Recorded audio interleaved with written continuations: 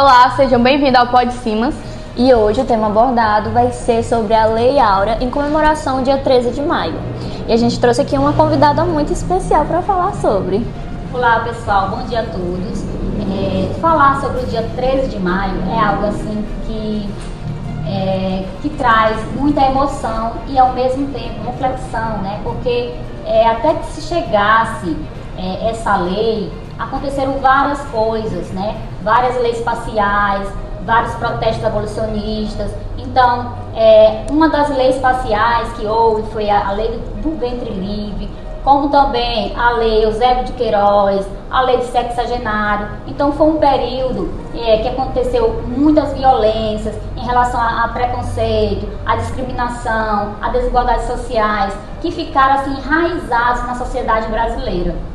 Né? Então, e por conta, né, desses acontecimentos de preconceitos, a sociedade ainda hoje vivencia situações racistas que acontecem a todo momento, né? A gente pensa que é um tema que está longe, né, que ainda está lá em 1500, no período colonial, mas não, né?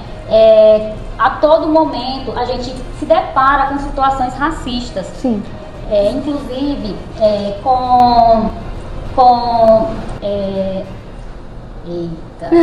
Como a gente pode situar no caso do ano passado, né?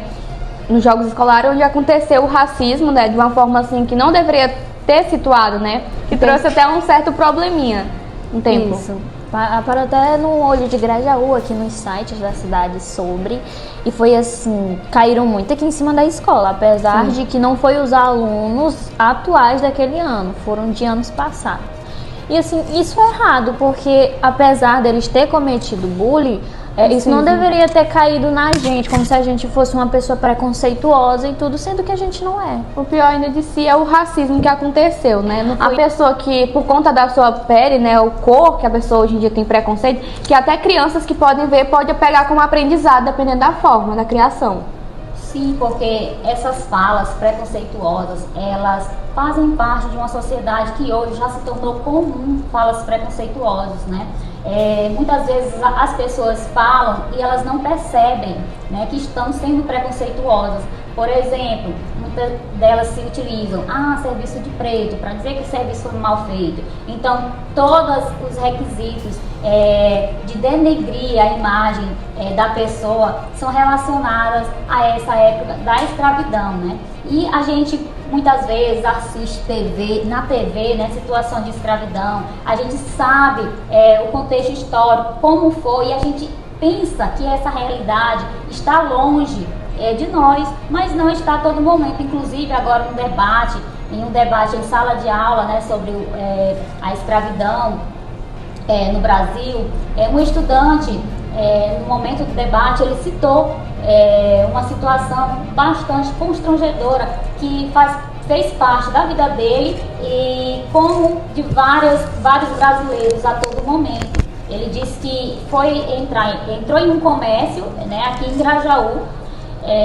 Ele é branco, o pai dele é negro, então o pai dele estava vindo do trabalho, né, com roupas próprias do trabalho dele, né, que ele trabalha em uma oficina, então estava meio sujo. Então ele entrou primeiro, não foi barrado, e quando o pai dele foi entrar, o segurança da loja barrou e perguntou o que ele queria, né, com situações racistas, porque você negro, por não estar vestido, né, com roupas luxuosas, então até isso, né, a gente se depara a todo momento com situações racistas. Isso, sem contar que também as pessoas associam muito que uma pessoa negra tem que trabalhar em um trabalho pesado. Porque assim, é predeiro, tem que ser um negro. Ou então é oficina, a pessoa é negra. Assim, as pessoas desde a antiguidade, os escravos sempre trabalhavam um trabalho pesado, árduo, que é o trabalho da terra e tudo. E eu acho isso assim muito errado, porque uma pessoa negra, ela é tão inteligente, é tão capaz quanto qualquer outra. É verdade, Francisco, e essa situação reflete ainda do período colonial, né, no qual os africanos, eles eram vistos como objetos e não como pessoas, né, essa situação de menosprezo. Então a gente pode até se deparar também nas novelas, quem gosta de assistir uma novelinha, né, Graziele? Então quem gosta de assistir uma novelinha, que os personagens principais, a maioria das vezes, são brancos, né? Agora que esse cenário já está mudando um pouquinho, né? Já por causa das políticas públicas que vem aí, que o Brasil trouxe, aliás, o governo do Brasil trouxe para dar uma amenizada, né, nessa situação. E mesmo assim, trazendo essas políticas públicas direcionadas a pessoas negras, a gente sabe ainda de muitas fraudes que acontecem. Eu não sei se vocês também ficaram sabendo de uma situação que aconteceu no programa bastante conhecido no Brasil como o Big Brother, né? De um participante branco que entrou na cota de negros, né? E se formou pela cota. Então, apesar do governo trazer essas políticas públicas, mas não tem ainda, eu acho que precisa ainda uma fiscalização maior, né? E também, quando a gente fala em políticas públicas, em cotas raciais, eu pergunto até a vocês aqui, porque é um tema bem complexo, que traz assim, um grande debate. Se concordam ou discordam das políticas públicas no Brasil? Eu, assim, como pessoa, eu não sei se eu concordo totalmente com as cotas raciais, porque é como se duvidasse do intelecto deles, né? Mas também tem um lado bom porque dá direito, né? Dá prioridade. Isso, né? As pessoas africanas, elas sempre ficaram com um lugar menosprezado na sociedade. Então, eu estou precisando de uma pessoa para trabalhar na minha casa. Ao enxergar uma mulher negra, né? Já pergunta se não quer trabalhar. Por quê? Porque essa visão de emprego doméstico está voltada desde o período da escravidão e ficou enraizada na sociedade. Aí eu também me deparei com outros comentários que a gente vê muitos comentários, né, em sala de aula, principalmente em sala de aula, no qual os jovens eles devem abrir as suas mentes para em relação essas situações de racismo que estão constantes em nosso meio, né? A gente se depara a todo momento. Agora, em relação a esse comentário, no qual a estudante fala: professora, mas os próprios negros são os piores racistas. E eu, como é que ela impõe esse padrão de beleza, né? Por que uma jovem negra, né, que sofre diariamente questões racistas, preconceituosas, vai pensar, né, vai imaginar de como se chegar mais próximo, né, de ser acolhida por uma sociedade, né? Se tem essa forma, esse padrão de beleza, no qual as mulheres têm cabelo liso, padrão de beleza, olhos claros, cabelo liso, pele branca. Então, se eu posso alisar meus cabelos, eu vou alisar meus cabelos para mim encaixar num padrão da sociedade. Encaixar no padrão da sociedade, né? Não me sentir inferior, né? Por quê? Porque muitas vezes é falta também do conhecimento, né? Desse conhecimento de valorização da sua origem, Então, os jovens, eles têm que ajudar de alguma forma, viu, Francisco, de ajudar de alguma forma a acabar com essas situações racistas, porque se isso não partir, né, de uma união da sociedade em comum, isso nunca vai acabar, né, gente? Nunca vai acabar. Porque assim, eu acho que a cabeça das pessoas explodiriam se elas descobrissem que antigamente no Egito teve um governador negro, né? O faraó foi uma pessoa negra. Também teve que lá foi onde surgiu a medicina, né? Que lá surgiu a medicina, além de que lá é um lugar quente, é um lugar onde tem sol. Então não tem como lá ser pessoas brancas. Então provavelmente ou seriam pessoas pardas ou seriam pessoas negras. Além de que lá também surgiu a higienização, o que na Europa não tinha muito, porque as pessoas banhavam uma vez por ano, alguma coisa assim. Algo que eu acho assim bastante errado. As pessoas se referiram às pessoas negras como pessoas sujas, sendo que eles eram muito mais limpos do que as pessoas brancas. Os indígenas mesmo, eles banhavam várias vezes por dia aqui no Brasil, que eles até se admiraram.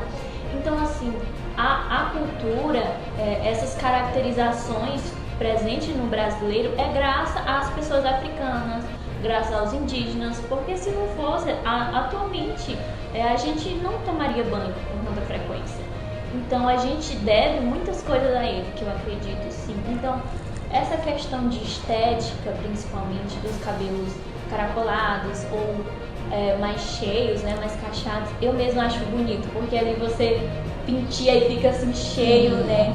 É um charme, bota um brinco, alguma coisinha, eu acho lindo. Se eu fosse pro meu, eu também teria um cabelo daquele, apesar de eu amar o meu, mesmo que eu esteja ressecado, mas eu adoro. Eu acho lindo demais essas mulheres, a boca que elas têm é lindo, gente. Os traços que a gente tem é puxado deles, dessa miscigenação. Sim. Né? E a esse ponto aí que você tocou, Francisca, me fez aqui resgatar e refletir um ponto assim crucial em relação a essa explicação sobre o racismo. Inclusive, quando você citou o Egito, né? O Egito, né? Os egípcios, eles foram os primeiros povos a desenvolver a questão da medicina, né? Pelo processo de mumificação, né? Pelo conhecimento da anatomia humana. No entanto, os créditos à medicina, ao início da medicina, né? Ao descobrimento da medicina, não pertencem aos egípcios, né? A gente vê, né, que o pai da medicina é um grego, né? Mas por que será? O eurocentrismo, ou seja, o europeu, ele sempre está no centro, né, da situação. E aí, por essas questões, né, eurocêntricas, o europeu, o branco, ele está sempre à frente, né? Então é uma coisa que a gente precisa, é uma força enorme da sociedade.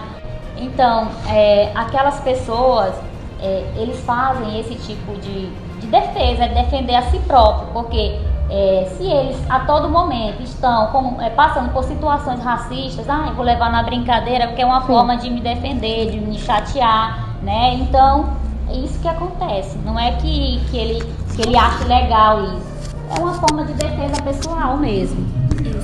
Assim, a gente também tem que ressaltar que a autoestima, ela também afeta muito por causa do racismo. Mas eu também acho linda aquelas pessoas que mesmo sofrendo, elas se olham no espelho e falam, gente, como eu tô linda, como eu sou linda, né? O tom de pele é lindo, o cabelo é lindo.